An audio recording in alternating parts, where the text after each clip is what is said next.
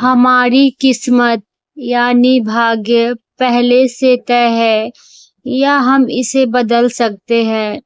जब भी हम अपने जीवन में किसी कठिन परिस्थिति का सामना करते हैं, तो हम अक्सर सोचते हैं कि क्या यह हमारे पिछले जन्म के कर्मों का परिणाम है, या हम यह भी सोचते हैं कि क्या हमारे पिछले जन्मों के इन नकारात्मक कर्मों का प्रभाव हमारे वर्तमान जीवन पे न पड़ने से रोका जा सकता है। तो हमें क्या करना चाहिए और कहाँ से शुरू करना चाहिए?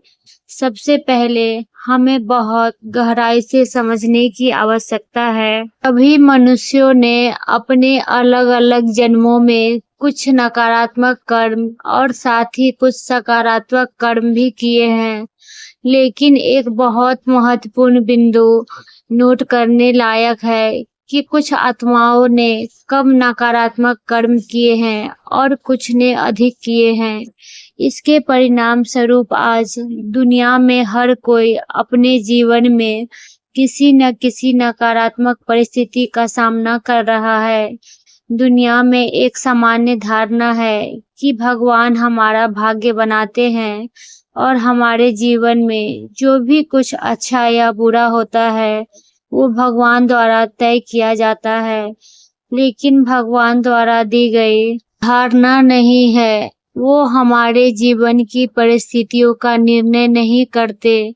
जब भी हमारे जीवन में कुछ अच्छा होता है, तो हमेशा हमारे पिछले अच्छे कर्मों का परिणाम होता है।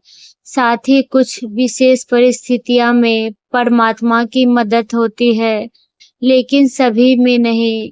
दूसरी ओर जब भी हमारे जीवन में कुछ नकारात्मक होता, तो यह केवल हमारे पिछले गलत कर्मों का परिणाम होता है।